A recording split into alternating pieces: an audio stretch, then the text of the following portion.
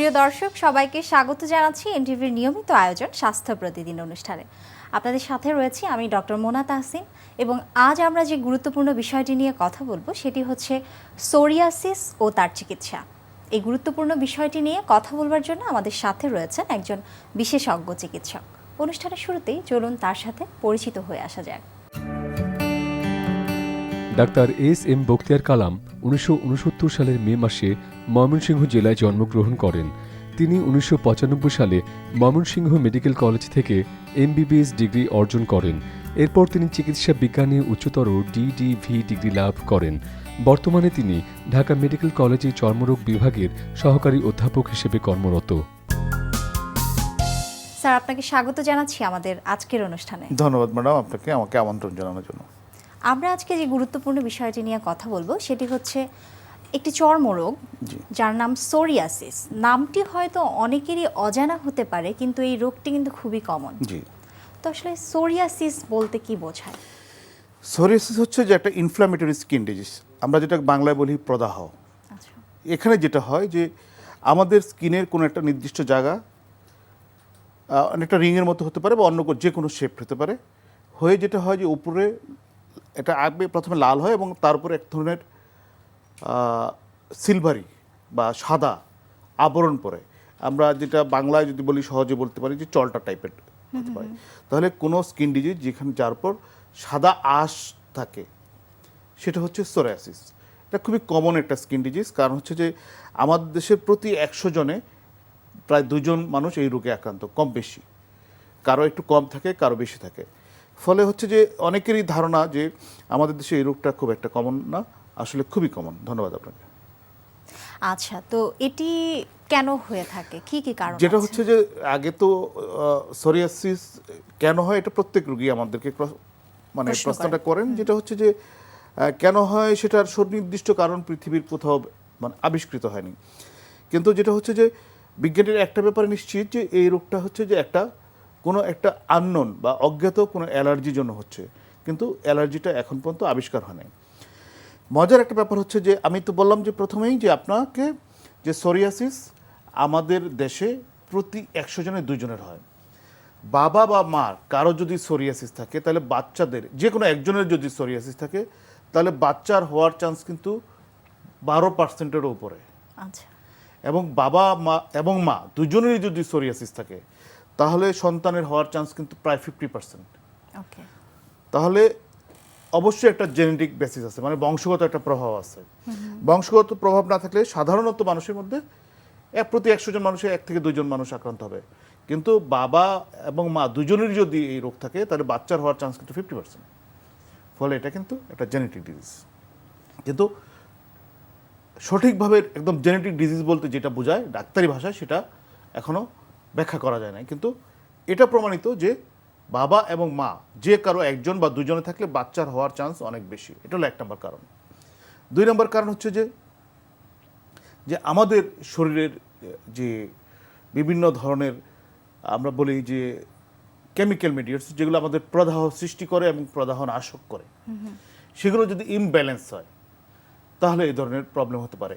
এগুলো রোগীদের জন্য একটু জটিল, কিন্তু যেগুলো খুব সহজ জিনিস সেগুলো হচ্ছে যে কিছু কিছু ওষুধ আছে যেগুলো খেলে আপনার সোরিয়াসিস হতে পারে, বা সোরিয়াসিস যদি কারো আগে থেকে থাকে তার সোরিয়াসিসটা বেড়ে যাবে। এর মধ্যে কমন ওষুধগুলো হচ্ছে যে প্রেশার ওষুধ, আমরা বলি অ্যান্টি হাইপারটেনসিভ ড্রাগ, যেমন ধরেন beta blocker, calcium channel blocker, captopril. তারপরে মৃগী রোগের বা খিচুনি রোগের কিছু আসে লিথিয়াম। ম্যালেরিয়ার কিছু ওষুধ আছে অ্যান্টি ম্যালেরিয়াল, যেগুলো আমরা দিই ক্লোরোকুইন বা হাইড্রোক্সিক্লোরোকুইন। তারপরে বাত বা ব্যথার ওষুধ যেমন NSAID, ইভেন সিস্টেমিক স্টেরয়েড। এই ধরনের ড্রাগগুলো খেলে কোনো রোগীর সোরিয়াসিস হতে পারে, অথবা সোরিয়াসিস থাকলে সেটা অ্যাগ্রাভেট করতে পারে। আবার অনেকেরই গলায় ব্যথা, যেমন ধরেন টনসিলের ব্যথা খুবই কমন। কারো যদি ধরেন সোরিয়াসিস আছে, তার যদি দীর্ঘস্থায়ী টনসিলাইটিস থাকে বা টনসিলের প্রদাহ থাকে, তাহলে কিন্তু তার সোরিয়াসিস ভালো হবে না, বারবার হবে। এখানে বলা হচ্ছে বিটা হেমোলাইটিক স্ট্রেপ্টোকক্কাল ইনফেকশন, মানে এক ধরনের জীবাণু, সেই জীবাণু যদি গলায় বা মানে টনসিলে থাকে সেই জীবাণুর সংক্রমণের জন্যও কিন্তু সোরিয়াসিস বাড়তে পারে। ফলে হচ্ছে যে আমরা দেখতে পাচ্ছি যে অনেকগুলো কারণ কিন্তু হচ্ছে যে যার একদম প্রথমে বলা হচ্ছে যে সঠিক কোনো কারণ নেই, তারপরে বংশগত প্রভাব, তারপরে হচ্ছে যে আমাদের প্রদাহ সৃষ্টিকারী যে উপকরণগুলো আছে শরীরের ভিতরে সেগুলা ব্যালেন্সের অভাব, তারপরে কিছু ওষুধ আছে, ইনফেকশন আছে, ইভেন স্ট্রেস। আপনার যদি আপনি খুব চাপে থাকেন যে আমার সোরিয়াসিস হয়েছে, এটা ভালো হবে না, মানে খুব খারাপ রোগ, আপনি যদি এরকম স্ট্রেসে থাকেন তাহলে আপনার সোরিয়াসিস বেড়ে যাবে। আচ্ছা, ফলে টেনশন ফ্রি থাকতে পারে, কারণ মানুষের রোগ হতেই পারে এবং পৃথিবীতে কোনো মানুষই নাই যার কোনো রোগ নেই। জি। ফলে এটা নর্মাল রোগ, এই তো রোগে মানুষ স্ট্রেসেও এটি আসলে অ্যাগ্রাভেট অবশ্যই করতে অবশ্যই। পারে। ধন্যবাদ ম্যাডাম। আচ্ছা, তো কি কি উপসর্গ আছে? প্রথমে আপনি কিছু উপসর্গের কথা বলেছেন আমাদেরকে লোকালি, হ্যাঁ, জি, বাট জি। অ্যাজ এ হোল আমি কি কি উপসর্গ নিয়ে অ্যাজ এ হোল যেটা হচ্ছে যে সোরিয়াসিস যেটা হচ্ছে যে একটা স্কিন ডিজিজ যেখানে মাছের আঁশের মতো রোগীর শরীর থেকে আঁশ ওঠে। রোগীর একদম টিপিক্যালি আপনার কাছে এসে বলবে ডাক্তার সাহেব আমার শরীরে কিছু স্কিন ডিজিজ বা চর্মরোগ আছে যেগুলো থেকে মাছের আঁশের মতো আঁশ বের হয়। রূপালী আঁশ। রূপালী আঁশ। তো হচ্ছে যে আপনি দেখবেন যে রোগীকে চেক করে যে আমি আপনার এটা দেখবেন বা হাতে পায়ে অনেক সময় দেখা যাবে এরকম, সাধারণত মুখে হয় না, সারা শরীরে হয়। যেটা হয় যে দেখবেন যে শরীরে বিভিন্ন জায়গায় লাল হয়ে গেছে এবং সারা ওই লাল অংশটুক সাদা বা রূপালী আঁশ দিয়ে ভর্তি। এটা হচ্ছে রোগীর কমন কমপ্লেন।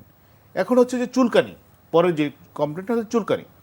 চুলকানি কিছু কিছু রোগীর থাকতে পারে, কিছু কিছু রোগীর কোনো ধরনের চুলকানি থাকে না, এটা ভেরিয়েবল। কোনো রোগী বলে ডাক্তার সাহেব চুলকায়, কেউ বলবে যে অনেক চুলকায়, কেউ বলবে চুলকাই না একদম। ফলে এটা হচ্ছে ভেরিয়েবল। কিন্তু সোরিয়াসিসের যে মেইন প্রবলেম যেটা হচ্ছে যে ব্যথা। সোরিয়াসিস স্কিনে হয় আর আমাদের জয়েন্টে হয়। জয়েন্টটা আমরা বাইরে থেকে দেখতে পাই না, আমরা যেটা দেখতে পাই স্কিনেরটা। ফলে আমরা অনেক সময় অরিড থাকি আমাদের স্কিন নিয়ে, কিন্তু আবার অনেকে যাদের খুব অল্প আছে তারা চিন্তা করে থাক এই অল্প রোগ ডাক্তারের কাছে যাব, দরকার কি, এত দেখাই যায় না বা চুলকায়ও না। প্রবলেমটা হচ্ছে যে ব্যথা কেন হবে? সোরিয়াসিস কিন্তু এই জয়েন্টকে, আমাদের জয়েন্টকেও এফেক্ট করে। ফলে সোরিয়াসিস রোগীর অনেক রোগী আছে যারা জীবনে কোনোদিন স্কিনের ডাক্তারের কাছে আসে নাই, কিন্তু সোরিয়াসিসের প্রবলেম নিয়ে জয়েন্টের ডাক্তারের কাছে বা বাত ব্যথা বা হাড় ও জোড়া বিশেষজ্ঞের সাথে দেখা করছেন। তো ফলে হচ্ছে যে সোরিয়াসিসের কমন ম্যানিফেস্টেশন বা উপসর্গগুলো এগুলোই। এগুলো নিয়ে মেইনলি আসে। অনেক সময় কিন্তু রোগী, আপনি বললেন যে প্রচুর ইচিং থাকে জি। এবং সে নেইলস দিয়ে প্রচুর ইচিং করে ইনফেকশন নিয়ে আসে, সেক্ষেত্রে কি উপদেশ থাকবে? আসলে যেটা হচ্ছে যে সোরিয়াসিস রোগীর সবচেয়ে বড় সুবিধা হচ্ছে যে আপনি জানেন যেমন অন্যান্য চর্মরোগের কথা, যেটা হচ্ছে যে ইচিং খুব কমন। সোরিয়াসিস ইচিং থাকতে পারে, আমি তো বললাম যে ইচিং থাকতেও পারে আবার নাও থাকতে পারে, কিন্তু সোরিয়াসিস রোগীর একটা সুবিধা হচ্ছে কি যে সোরিয়াসিস রোগীর কখনো ইনফেকশন হয় না ম্যাডাম। আচ্ছা আচ্ছা।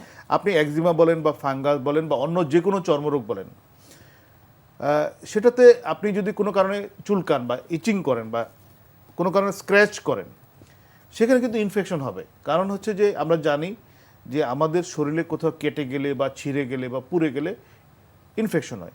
তো আমরা যখন নখ দিয়ে বা কিছু একটা দিয়ে চুলকাই, তখন তো স্কিন ছিঁড়ে দেয়, ফলে ইনফেকশন হবে, এটাই স্বাভাবিক। সেখানে জীবাণু গিয়ে জীবাণু ইনফেকশন হবে, এটাই স্বাভাবিক।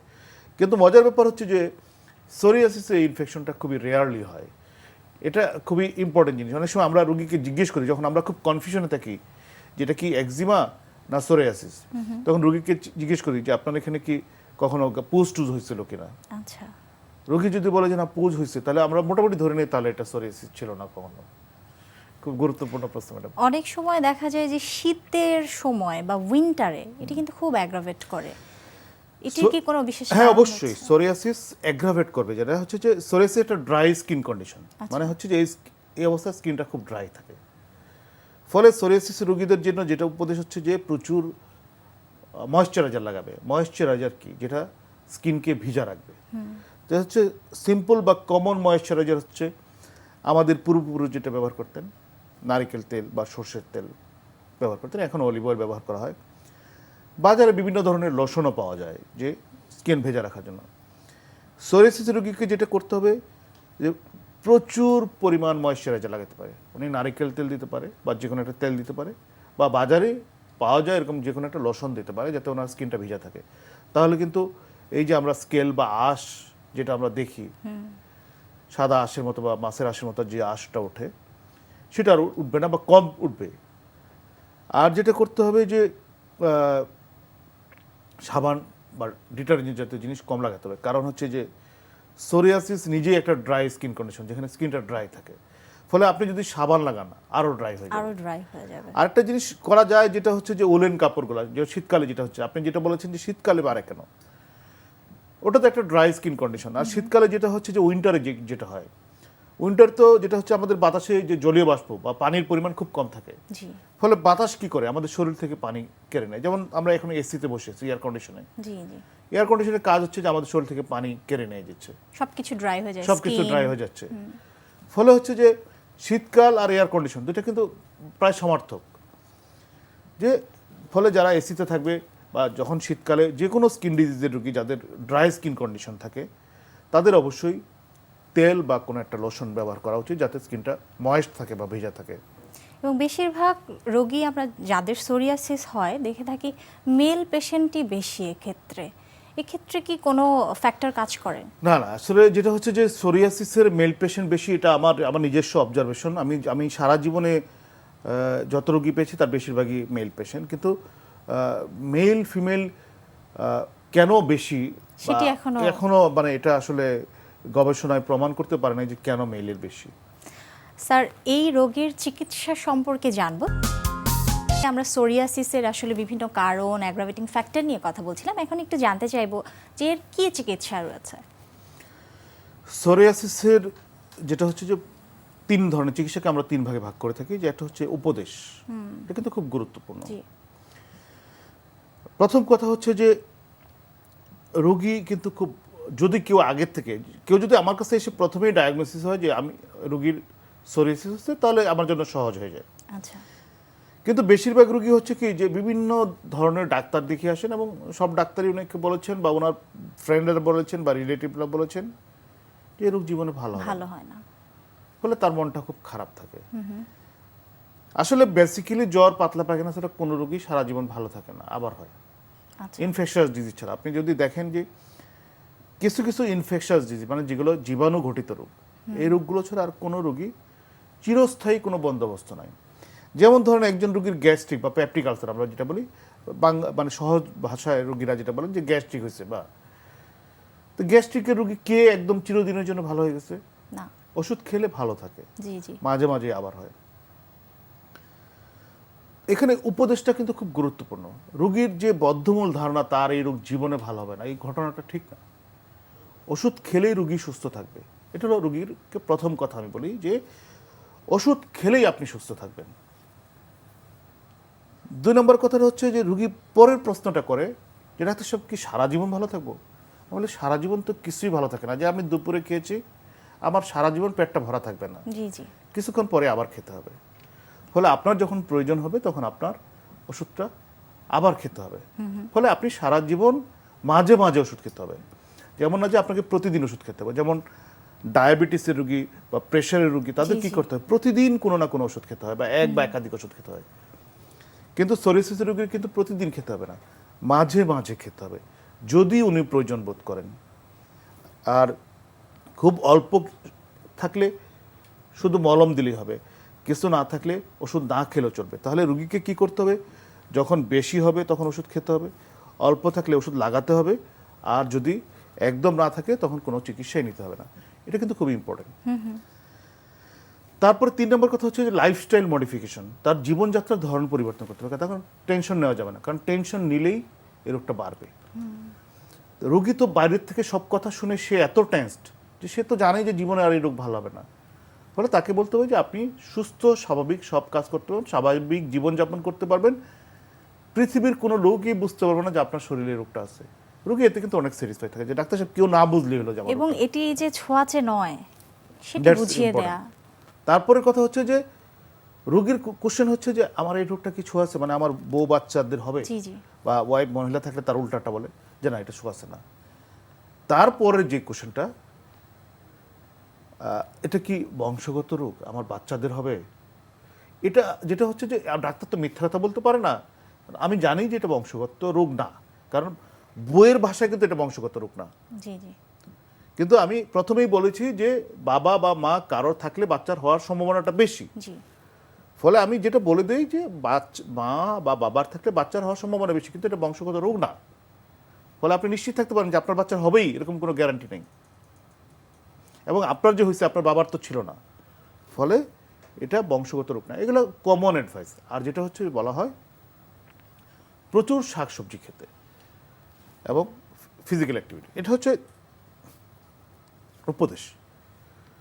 তারপর হচ্ছে যে রোগের মাত্রা দেখে আমরা যেটা করি, যদি অল্প দু একটা জায়গা থাকে তাহলে সাধারণত আমরা খাওয়ার ওষুধ দিই না, রোগীকে দু এক ধরনের লাগানোর ওষুধ দিই।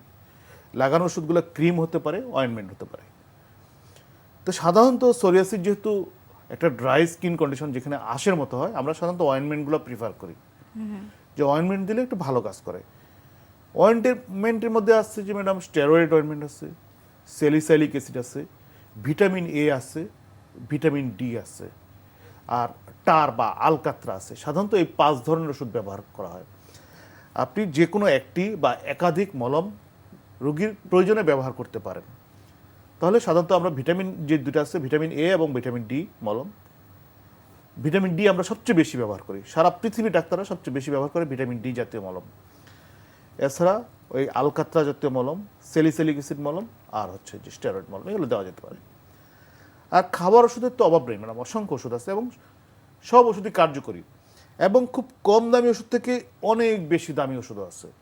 ফলে রোগী যদি মনে করে যে সে গরিব মানুষ, তার সপ্তাহে 20 টাকার ওষুধ বেশি লাগবে না।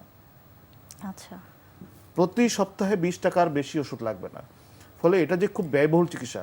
এখন কেউ যদি বলে যে না ডাক্তার সাহেব আমার একটু সোরিয়াসিস হয়েছে, আমাকে একটু কস্টলি চিকিৎসা দেন, পৃথিবীতে সব ধরনের মানুষ আছে। এটি আসলে ফাইনান্সিয়াল কন্ডিশন ভ্যারি করে, সেই হিসেবে আপনাদের ট্রিটমেন্টও রোগীর ডিজায়ার ভ্যারি করে। এখন এই ক্ষেত্রে যে একটি আলট্রাভায়োলেট রে দিয়ে চিকিৎসা রয়েছে, সেটি নিয়ে কথা বলবো। তবে তার আগে আমাদের এই অনুষ্ঠানের একটি নিয়মিত সেগমেন্ট হচ্ছে আমরা বিভিন্ন খাদ্যের পুষ্টি গুণাগুণ সম্পর্কে আমাদের দর্শকদেরকে দেখিয়ে আসি, সেটি এখন দেখিয়ে আসবো। প্রিয় দর্শক, দেখছেন স্বাস্থ্য প্রতিদিন। অনুষ্ঠানের এ পর্যায়ে দেখে নেব বিভিন্ন খাদ্যের পুষ্টি গুণাগুণ সম্পর্কে আমাদের পুষ্টিবিদের কাছ থেকে। আজকের বিষয় আর্থ্রাইটিস। আর্থ্রাইটিস একটি দীর্ঘমেয়াদী রোগ এবং এটি একটি জটিল রোগ। আসলে আর্থ্রাইটিসটি কী? আর্থ্রাইটিস হচ্ছে যখন আমাদের মাংসপেশি বা সন্ধির অস্থির সন্ধিগুলোতে যখন আমাদের ব্যথা অনুভূত হয় বা হচ্ছে যে প্রদাহ হয়, তখন কিন্তু অবস্থাটাকে আমরা আর্থ্রাইটিস বলে থাকি। আর্থ্রাইটিসটা কোন বয়সের মানুষের বেশি হয়? আর্থ্রাইটিস আমরা সবাই জেনে থাকি যে আমরা বলে থাকি বয়স্ক মানুষদের হয়, কিন্তু বয়সপ্রাপ্ত হবার পর থেকে, অর্থাৎ মানুষের যখন যৌবন শুরু হয় তখন থেকে শুরু করে 40 বছরের মধ্যে আর্থ্রাইটিসের প্রভাবটা বেশি দেখা যায়। এবং আমাদের আর্থ্রাইটিস মূলত 3 ধরনের হয়ে থাকে।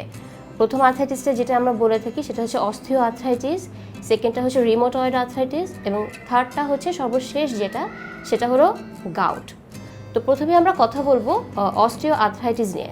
অস্টিও আর্থ্রাইটিস যেটা, সেটা প্রথম সাধারণত বয়স্ক মানুষের ক্ষেত্রে দেখা যায় এবং পুরুষদের তুলনায় মহিলারা এই ব্যথার যন্ত্রণায় বেশি ভোগে।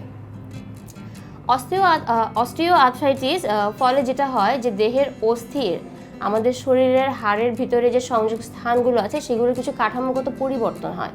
ওই কাঠামোগত পরিবর্তনের কারণে যে ব্যথার অনুভূত হয় সেটি বেসিক্যালি হচ্ছে অস্টিও আর্থ্রাইটিস।